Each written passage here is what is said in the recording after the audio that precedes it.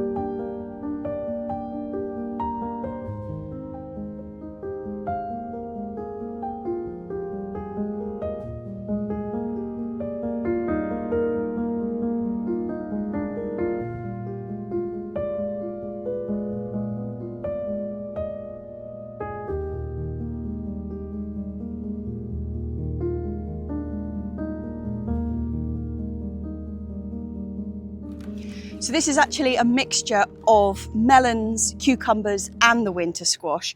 Unfortunately, so we've got 2 butternut squash. That's great. They're going to go in here. That is the Waltham butternut, absolute bog standard classic. I had 2 acorns, which are a heart-shaped pale grey small squash, about this sort of size. I was really looking forward to trying that. So I had 2 of them. They both germinated. One of them got eaten off really, really early, which is funny because nothing else in this tray got eaten, just that one. And now the second one I had has been sluggaged. It's had both of its big leaves taken off the top. It's just got this one yellow one. And they're looking a bit sad because they've been in the polytunnel. They have been being watered and everything, but it's just got a little bit too hot for them in there. So I've got to get them out. But that means I've got 3. So I've got 2 butternut and just the 1 acorn, and it's touch and go whether that's going to survive. But I have these. Now these are baby bear squash, which is again a little tiny one. And these were given to me by a lady called Eleanor, who's doing some growing for Hampton. She was like, do you fancy some of these? I've got extra. And the answer was definitely yes. So I've got space for 6 plants in here. Mum was pushing for 8, but I've reined her in. 6 is enough. I mean, winter squash, they do travel quite a bit. We have no crown prince this year. They just didn't germinate, which is a bit of a shame. But I think this is, I've never grown acorn before, and I've never grown baby bear. So we're doing something new this year. I'm planting these exactly the same way as I planted the courgettes in the other bed that was done like this, except I'm pulling all my pegs out. There we go. Who's going to go in there? Let's stick a butternut in the end there. These really have suffered in that polytunnel, but they will recover. They look like they're dry, but they're not. So don't know what's going on there. So that is a butternut. I'll put a baby bear in here.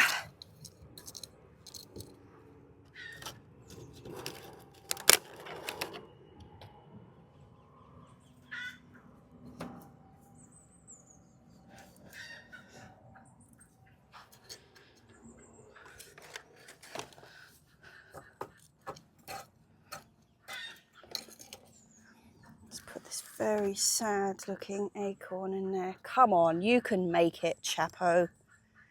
You can do it. Look at that. God, that looks sad. And the rest of its leaves are over here. So we've got another butternut. That was baby bear in the middle, wasn't it? So I'll do a butternut in the centre and a baby bear on either side. Lovely. So I gave this a really good soak before I put the mulch on. So it's pretty nice and damp under there. And then I will obviously give these a really good soak in after I've got them in. Fantastic. Oh, man. That looks so sad.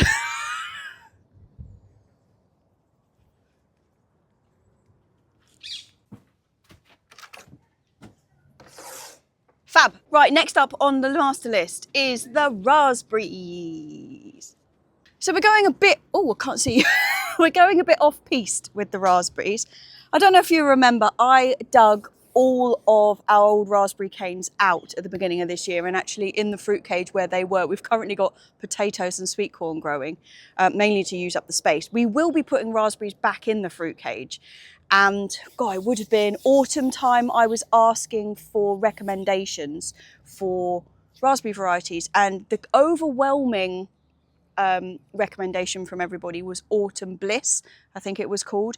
We like autumn fruiting raspberries rather than the summer fruiters, so that's what we were going for. However, for one reason or another, I never got round to ordering them online, and we were at Squires and Hilliers a couple of months ago or whatnot looking at them, and they had Autumn Bliss raspberries there.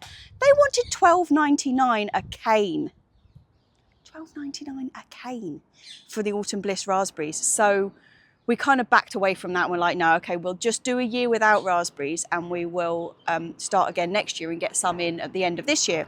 Well, was back at Hilliers last week and they had a bargain basement section going with some raspberry canes in it. They are not the world's most magnificent specimens, but they are certainly good enough. And instead of being £6, these were £2. And this one is all gold, which is a yellow one. Now these are summer harvest raspberries. We were beggars, not choosers. I thought we'd just give them a go. So we have got all gold, which is the classic yellow summer fruiting raspberry. And the other one we got is called Cascade Delight, which is an autumn fruiter. Now, I've actually only just noticed that this one was an autumn fruiter. I thought we'd picked up two bargainous summer fruiters. That does make it a little bit tricky because I was going to plant them together, and actually we can't really have one autumn fruiter and one summer fruiter planted together, because although the fruit themselves looks very different and you can spot who's who, once the fruit's gone, they look pretty much the same and they require almost opposite pruning. So I wonder if I'm going to plant them in two separate places, and actually maybe with Cascade Delight we could just multiply, because raspberries multiply so easily. Like if you want a big patch of raspberries, you don't have to buy a big patch of raspberries, if you know what I mean. You can buy like 5 plants, give it 3 years and you'll have more than you can shake a stick at. More than you can shake a stick at, more than you could ever want, is what I'm trying to say. Don't shake sticks at your raspberries. But yeah, so this is what we've got. I'm quite chuffed with this. Look, we've actually already got a fruit on this, which is not ideal. You should not be planting a raspberry when it's already got a fruit on it. But look, I'm excited. It's yellow. We've never had a yellow raspberry before. So Yeah, I'm going to go and get these in the fruit cage. Mum is actually on a weeding mission in the fruit cage at the moment because it's got a little bit overgrown. But after I did the tour last week of like all the fruit that's coming on, I've got like proper fruit excitement. Hence the impulse buy raspberries. But £2, come on! Who can say no to that? Come on, oh no, don't snap, chap.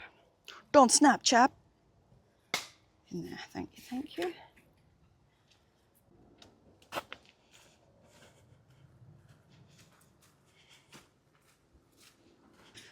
Mutter. We have, I wouldn't call it a hiccup exactly, but a bit of a change of plan maybe? Turns out one of these is an autumn fruiter and one of these is a summer fruiter. Oh. So I think probably one there, yes, and one over there. Right, so which one? Which is the summer one? This is the summer one. That should be out here because it's more likely to get light earlier. Okay.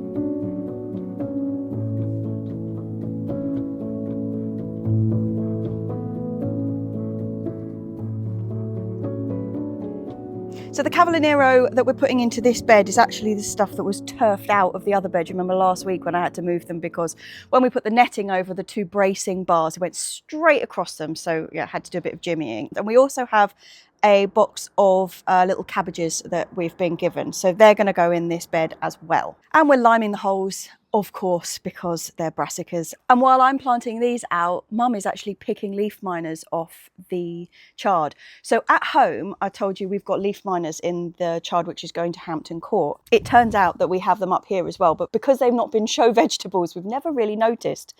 But now we've got our eye in, we can see them everywhere. There, can we see the 4? And then the one down here. And then this one's going too over there. Look at him going. Oh yeah. Let's see if I can get really close up to that.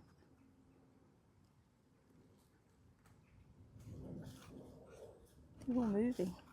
Yeah, look, you can see them so clearly on the... Yes. So we've shunted the cage over from one bed to another. That's going to just protect these for the time being. And the bed that we have uncovered, unfortunately, has left the Cavallonero dangerously exposed to some wild beasts.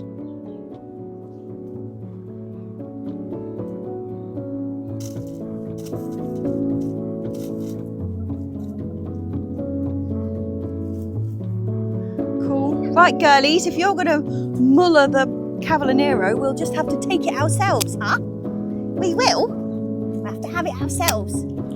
Rescue it from them girlies. Just there. Cool.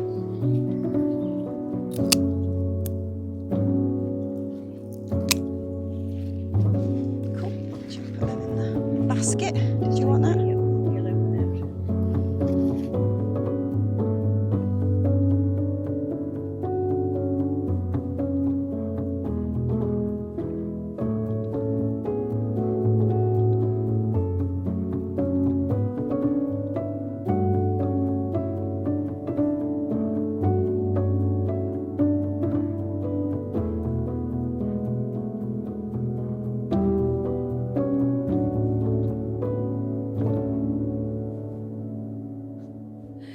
Good evening. It's actually like 5:30-ish, but we came up here earlier today and it was just too hot, so we bailed. But we have actually come up for some goodies. We have got potatoes potentially to pick. One of the pots of potatoes is looking really sad, like it's ready to be harvested. These are the ones that we put in really quite early into the greenhouse early on. So yeah, we're going to be picking those or harvesting them. It's not really digging up when it's coming out of a pot, is it? Turfing them out is probably the right term. But the most exciting thing for this evening is the broad beans. Yes, it is first picking of the broad beans this evening. Exciting times. Oh yeah.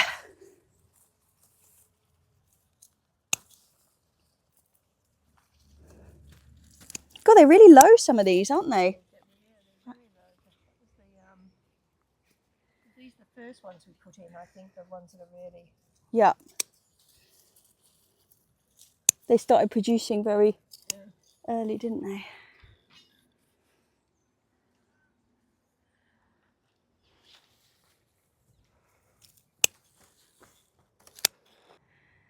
So many. See if I can do this one-handed. No, not quite. One-handed is not the way, but look at them. They're really fantastic. Very, very exciting. It's a funny one because when you're picking, oh, you can't see me. When you're picking broad beans, sometimes the pods swell up considerably before the beans. So you look at it and it looks massive, but you actually have to kind of properly feel, because otherwise you can just pick it and you've just picked a big pod rather than big beans. They don't grow. It's not like the beans grow and the pod grows around it. It's the pod grows and then the bean grows to fill it, if you see what I mean. Oh, there's so many. Oh, so exciting.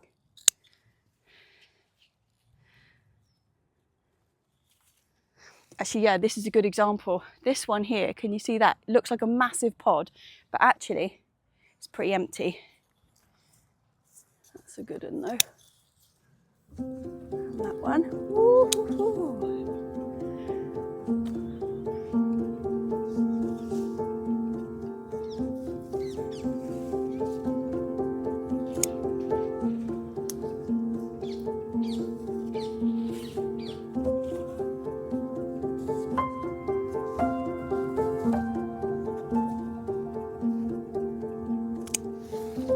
Oh, there's some right fatties at the back there.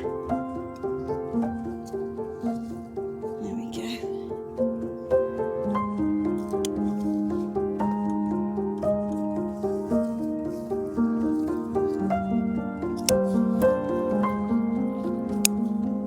Oh, can you find more over there?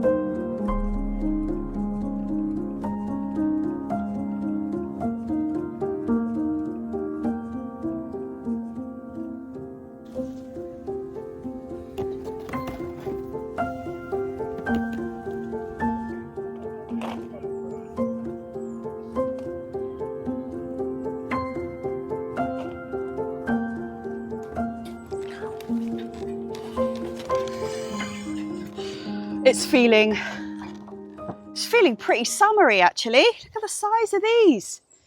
And they're really like solid. You can feel them in there. Oh, exciting times, chaps. And not a bad harvest of potatoes.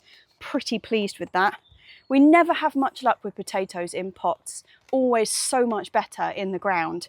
So actually to get a decent, you know, dinner out of that pot, very happy. Are you ready to go, Mum? Final thing before we head off, the very last asparagus of the season. So we've been picking this for, well, slightly more than 6 weeks actually. And now it's time to let it grow and get its strength back for next year.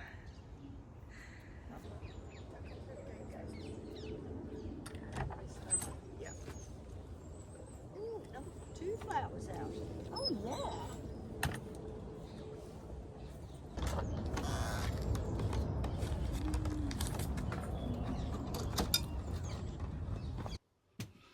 Good morning. We've got polytunnel things to do today and greenhouse stuff. And I did attempt it yesterday and it was just too hot. So we got sweated out.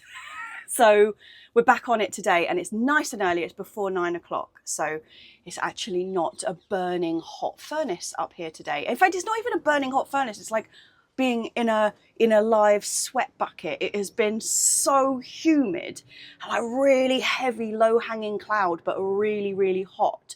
And so it's just been like, yeah, it's just basically been a walking sweat bucket.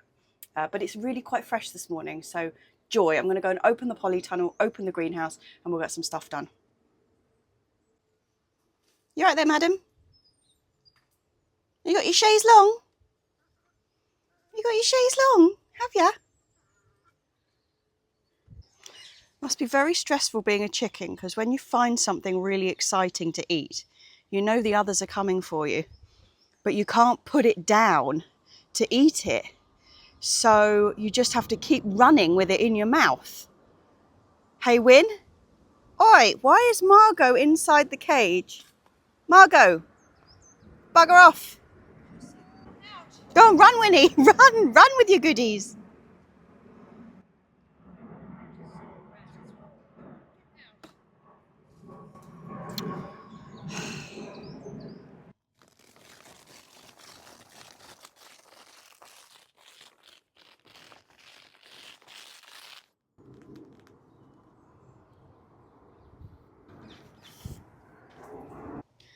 Okay, as you can see, we have some serious tomato growth has been coming along in here. I've got a few of these bits and pieces to take out, you know, the interbranches. Now, I'm always tempted to try and take cuttings of these because if you stick this straight in the ground, it will root. But the thing is I have got so many tomatoes that I never even planted. They're all sitting in the greenhouse. I still haven't asked if anybody wants them yet. So the idea of making more is just silly. So they're going to go in the compost heap. But yeah, it's looking really nice in here. Everything's coming along very nicely. This one hasn't been twisted up actually. It's not. Come on, let's get you all sorted so you grow nice and straight.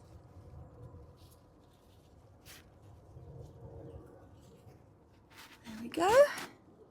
So I've got a couple of things to put in here actually. I've got some basil to put in. Now this isn't basil that I've sown myself, although that's coming along nicely. First sowing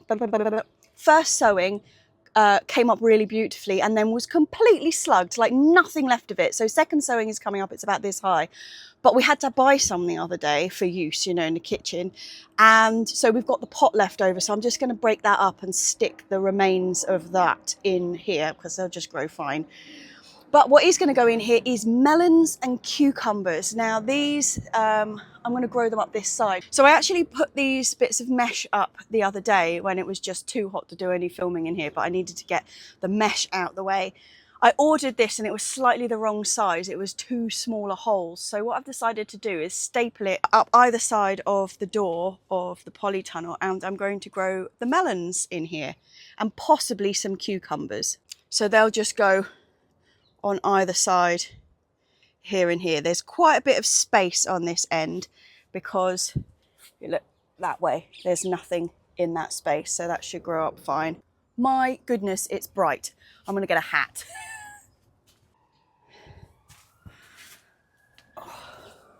Is that better? Yes, it is. Right, I can see you. Fantastic. Okay, so we have got 2 varieties of cucumber that needs a home, and we've got 3 varieties of melon that need a home, but only 2 of those melons need to climb. That's Rich Sweetness is a climber and Minnesota Midget. So never grown Rich Sweetness before. It's a little bit of a weedy plant, to be honest, but I'm going to give it a go anyway. And then Minnesota Midget is an absolute just joy of a melon, and it's the only melon that we've ever really had any great deal of success with. So I'm definitely going to get one of them in. My decision though is do I put 2 cucumbers on one side and 2 melons on the other, or do I do melon and cucumber, melon and cucumber? Life is full of these very hard choices.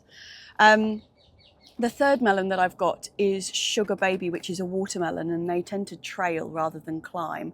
So I'm going to put both of the Sugar Babies in here. I think I'm going to do melon, cucumber, melon, cucumber. Excuse me. Woo. Right. Rich sweetness. Let's get you in there. So rich sweetness is, from all accounts, I haven't actually grown it before, such a gorgeous looking melon. It's about that sort of size, so smaller than Minnesota Midget, but it is yellow and orange stripes, and it looks an absolute beauty. So that is the long Chinese. I have to get a bit of string to get them started up there. And then I shall put the other melon, which is the watermelon, in here. So that there is Sugar Baby. So although obviously the roots here are going to be quite close to this tomato, the actual plant itself is going to be growing away, so they shouldn't interfere with each other too much. Let's go Carmen. That is a little cucumber, and we want Minnesota. Where's that? Be that one. Come on. And a Minnesota. Go in there. Fab. Now that leaves me with 2 cucumbers and, oh, you're a bit wobbly. So that leaves me with 2 cucumbers and 1 melon, and I reckon I can probably find space for them in the greenhouse. But before I do that, I'm going to get the basil in here. So that's this chap, you know, bog standard supermarket in a pot basil. Cuttings from basil is really super easy. If you bought, you know, just the packets of pre-cut basil, you can just nip off the end and stick them in water, and generally they will root. But when it's the same price to buy one of these as it is buying pre-cut basil, like, why wouldn't you? And look how many plants are in there. I mean, there's got to be 40 basil plants in there, so I'm just going to dot them through. I had actually sown some basil in here. When I put the tomatoes in, I just chucked a bit of basil seed in and around, but although we had quite a few come up, they've all vanished. Same old story. It's the snails and the slugs. But it seems these are quite well established. I think they should be okay. And this is just bog standard Genovese sweet basil, like normal culinary basil. I do have some more exciting basil on the go at home, which are the second wave sowings. So I haven't actually sown any of this Genovese basil because easy. I've got the lettuce leaf basil, which was a stunner last year, which has got leaves like this. By the way, sorry about that. I got bitten by something, and yeah, it's so itchy. I'm just trying not to like rip my throat away.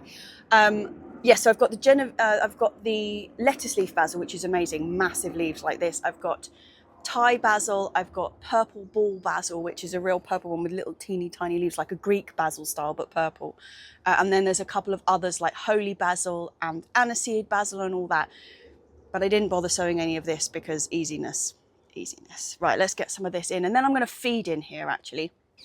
Don't know if you can see me here, but you can separate these out into like individual plants. But actually, they've been growing in this pot together for such a long time, like they will have probably been just like sown straight into there, that actually trying to tease them all apart would do quite a lot of damage. So I'm just kind of breaking them up as naturally as they will go, and this sort of 3s maximum really, and then planting them as a bit of a cluster.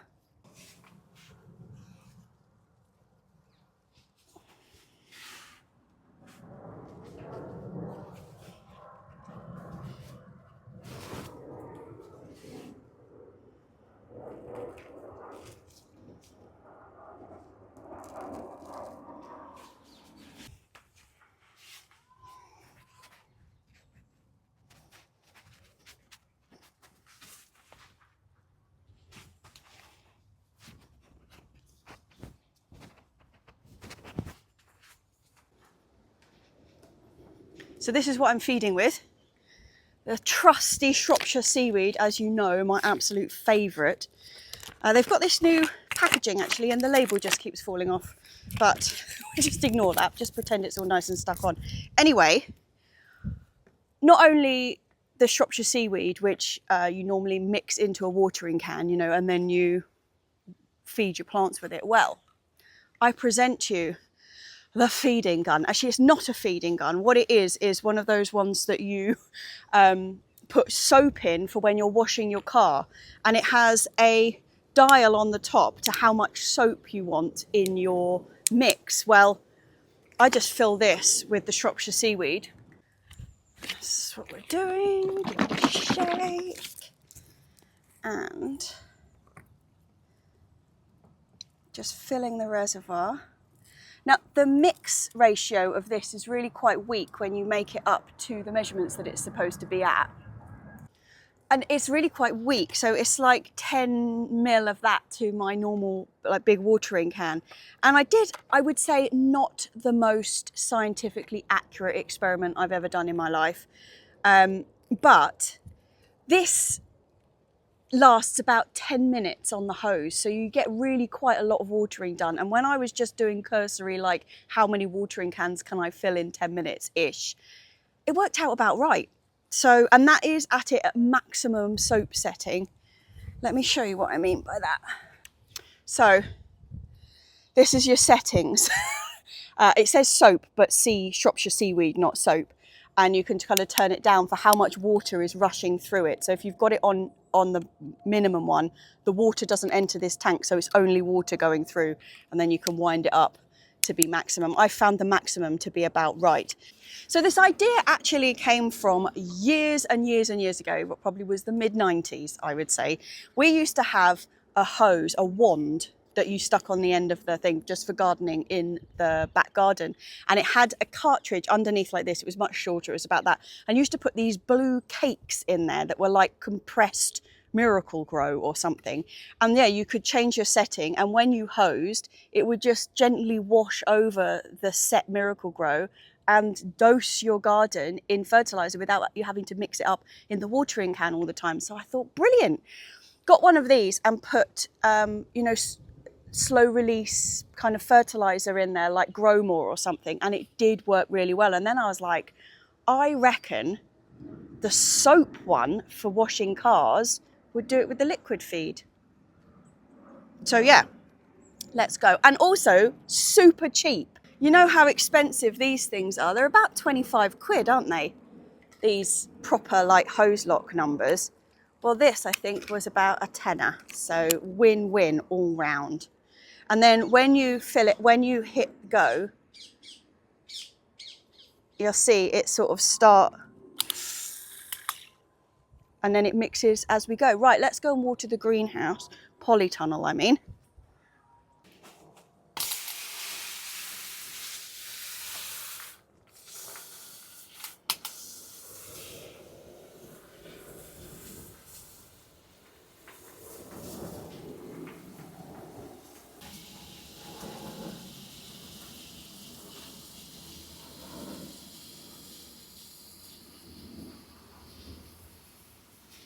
So in the burning heat of yesterday afternoon, I filled up all the quad grows. I filled the quad grow pots with our standard potting mix now, which is part our own compost, part used compost, and part Silver Grow multi-purpose compost, just a three-way mix of all of those. It seems to be working really nicely, so I'm sticking with it. So the quad grow pots work by putting the triangle of wicking material, so capillary matting, up the centre of the pot, the base of which is sitting in the reservoir of water and feed underneath, and that draws it up to where you're planting your plant. So you need to keep that triangle straight all the way through as you're putting the compost in, so that it is touching the roots of the plant that you plant in the top. If you just put the compost in and the capillary matting is all squashed down at the bottom, it's not going to draw up properly. So we have got in total in here 3 chilli grows, which are the slightly smaller ones. So that's 3 pots there. And we have got 2 quad grows, so that's 8 pots. And then we've got space at the front if we want to have another run of pots with these green pots, which are the ones that I've always used in the past before in my pre-quad grow life. Yeah, so we have had a little bit of a setback on the chilies and peppers front, in that, you know, the cucumbers that I had at home, the really early ones, they got the terrible, terrible spider mite. Well, in the same catastrophe, we lost a couple of peppers. But what we do have is we've got 3 KN, which I'm going to put in the chili grow, because they're like a bog standard, really hard working, like workhorse of a chili. So we've got those. We do have 1 lemon drop survived, 1 sugar rush peach, 1 sugar rush stripey, and 1 aroma habanero. So actually it just happened to work out that 1 of each of the major things that I sowed have actually survived. So completely by chance rather than skill, but it has worked. So I laid these out in here in the heat and then decided that I absolutely couldn't cope any longer. So I have waited until this morning, where I'm going to plant them in.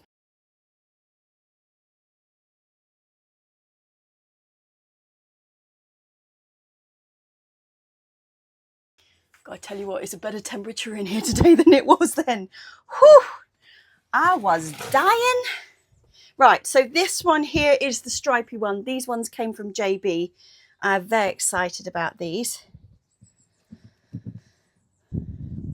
So this point, I'm assuming you can see that, this point is where the water is being sucked up to, so that needs to be against the roots. Is that enough space in there? Yes.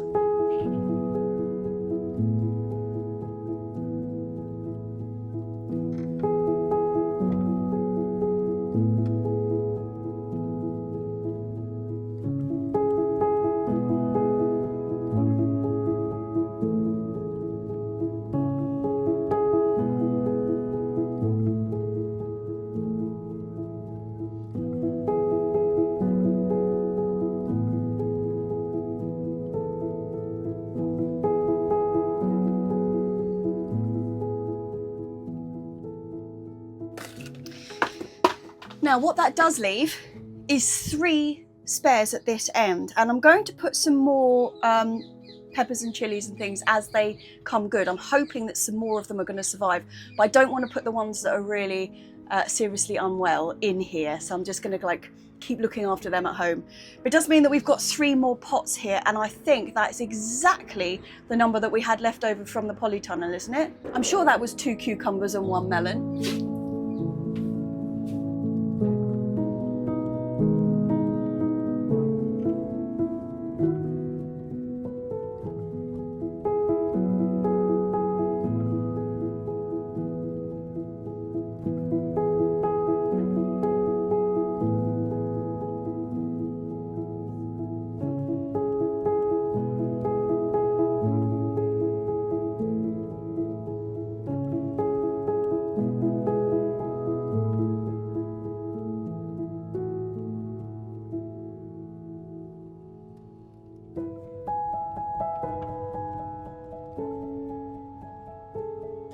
Okay, that's 2 jobs achieved. The heat is starting to build up again now, so I think it's time to retreat. Sweaty. Grab your basket.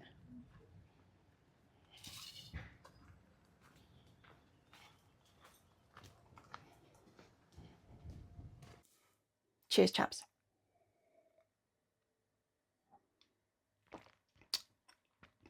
Well, as I sit here, it's June. The whole vlog has been the very last days of May, but as we do the cheers, it is June. Holy schmoly! Also, June is going to be an absolutely manic month for me. June is always really busy in the garden, isn't it? Like, there's so much to do in June. But yeah, so before this month is out, the garden will be done at Hampton. It will be there and set. And the very last day of this month is a press day. So this is going to be a very busy month. We've actually got quite a lot of rain due in that, like, starting about halfway through this coming week and then into next week, so which would be really good for the allotment. The allotment desperately needs the rain, but I'm not sure about for everything else.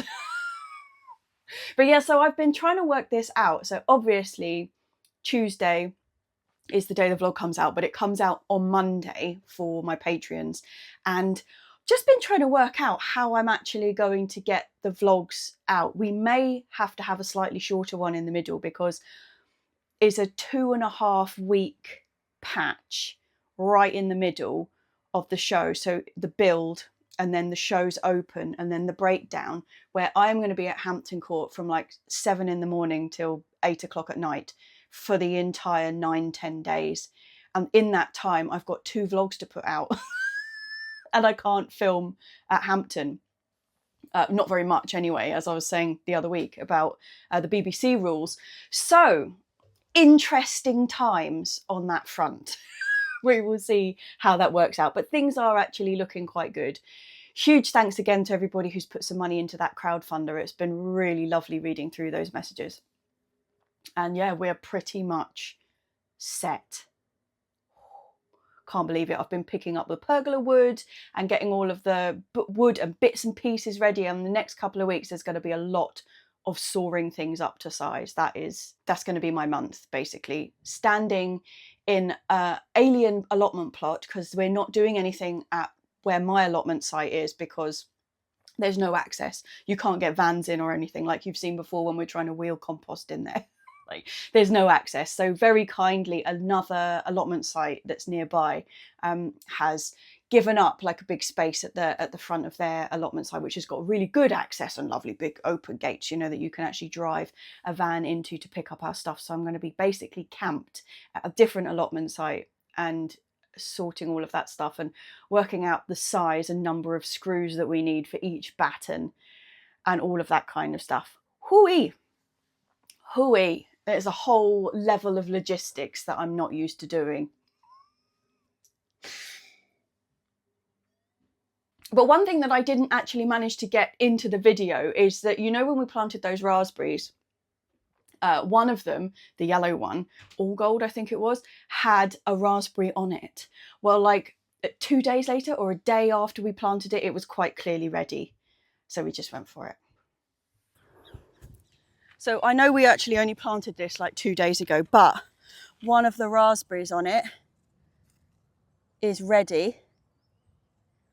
So this is, oh, let me just stand that one up. This is our first taste of the golden raspberry. Let's just split it. There you go. Ooh.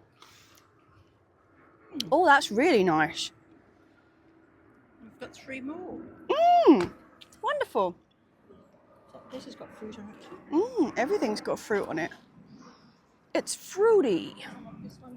An absolutely magnificent bit of filming, as you can see there. Both heads cut off. Yeah, I did that wonderfully. But the raspberry was a joy. I was quite surprised actually, because sometimes, it's not always, that's not always, but often when you get like a different coloured fruit of something, sometimes it's like novelty value and the flavour really suffers. It's like I've got a pink berry bush outside, which is delicious, but it's nowhere near as strong flavoured as the blueberry. And I definitely think, I mean, it's pretty much exactly the same. The plants look exactly the same, but it's just like a weaker one. It's like the only thing that's really wonderful about it is the colour. And I was recently talking to, do you remember Soph? She used to, actually, she hasn't been on Potty Mouth for such a long time, nor have I, but she has been growing pine berries, which are a white strawberry, which is supposed to taste like pineapple. And her review was utterly that it just tasted like a bit of a pants, lesser flavoured strawberry. Anyway, I digress, but that's sort of what I was thinking the yellow raspberry might be like, but I was totally wrong. It was delicious. Really strong flavour. It was delightful, I think is the word. Yeah, so I'm pretty chuffed with that. And raspberries, although we only bought 1 cane of each, like they do spread pretty rapidly. And if we're going to buy a couple more canes over like the end of the summer, you know, to get in autumn, I think we'll be back up to raspberry full power in no time. So yeah, I know I always say, oh, there's links underneath for this and links underneath for that, but actually there was quite a lot of stuff in this video. First of all, the spray gun, I actually looked it up after I was telling you about it, and it's actually only £6.99. It's not even a tenner. So I've put a link for that underneath. It is not the highest quality bit of kit you've ever felt. It's like, you know, you can buy the really, really expensive like hose lock metal spray guns and everything, and they're like dead fancy and they feel really like meaty and meaningful. They break anyway, but they still feel good quality. These do not feel amazing, but actually this is the second one that I've had, and this one was cheaper but better than the first one I got. So I was pretty impressed with it actually. Pretty flimsy, but didn't leak. You know, like on the end of the hose, we've got incredible water pressure up at the allotment. Like you could blast a hole in the polytunnel if you turned it on a straight beam. But it didn't leak at all. It really like kept all the water in there. So yeah, I was really impressed with it. Anyway, the links for that is underneath, and also the link for the Shropshire Seaweed, which is the feed that I was using in it. I love that stuff. It's absolutely brilliant. I've been feeding the Hampton Court stuff with it actually, and I haven't been feeding the stuff at the allotment with it. It's like I normally start feeding about now. Like when the tomatoes start looking like they need feeding is when I suddenly like, oh yeah, I should be feeding stuff, and I start feeding the tomatoes, and then everything else gets a bit of a feed. But I have been feeding the Hampton Court stuff with it, and you can see they look glorious. I do think, I'm going to say this very quietly, and I'm just going to touch that. That's MDF. That's no good. I'll touch wood. I think we may have beaten the leaf miners. It's a bit of a concerted effort over like a week and a half, 2 weeks. We have been out there every morning picking off eggs and getting rid of the actual bugs themselves, like just no chemicals, nothing like that, just squish. And then removing any leaves that have got loads of them in there, just removing the whole thing and getting rid. And actually they're looking really, really nice. We're giving a good feed, and yeah, hopefully you'll be seeing them at Hampton. I've said that now, I'm just going to keep holding onto the wood because I'll go out there tomorrow morning and there'll just be like nothing left. There's also the netting. I said last week that I was, oh, I've got something in my eye now. I said last week that I was going to do making a new one of those frames that we put over the brassicas. But actually I didn't have time this week. So I'll be doing that next week, hopefully, fingers crossed, because I do need to make 2 more. And I've actually got the bits to make 2 more, so they're ready to go. The netting that's on them though, I'll put a link for that underneath. It's soft butterfly netting, really, really good stuff, and I do have to order some more of that actually, so putting the link underneath would be a good reminder for me. And then obviously the quad grows, I will put the link for them as well, and the chili grows. I was so impressed with them. I was saying last week, was it last week or the week before, that often I find those kind of things a bit gimmicky and that they don't actually work that well, but I've been so impressed. Those cucumbers that I was saying really, really suffered. They're the ones that basically had to take every leaf off them and just kept the main stem, stuck them in the quad grows downstairs. If this hair doesn't get out of my face soon. Yeah, they're looking really, really good, basically. They've recovered brilliantly. I think the consistency of the water and the feed in there just really, really has helped. So chuffed with the quad grows. There's a link for them underneath. Hopefully we're going to have a full packed out polytunnel and greenhouse in no time. Actually, talking about packed out, you know, in the polytunnel I planted 2 cucumbers, 2 climbing melons, and the 2 rambling melons, the 2 watermelons. Well, the places that I planted the 2 watermelons, I had actually previously reserved for 2 aubergines that I've got. So looks like they're going to be getting shunted around a bit next week. Anyway, cheers. Cheers to my Patreons, as always, who will be watching this on Monday. And cheers to everybody else. It's June. Can you believe it? It's June. Cheers, chaps.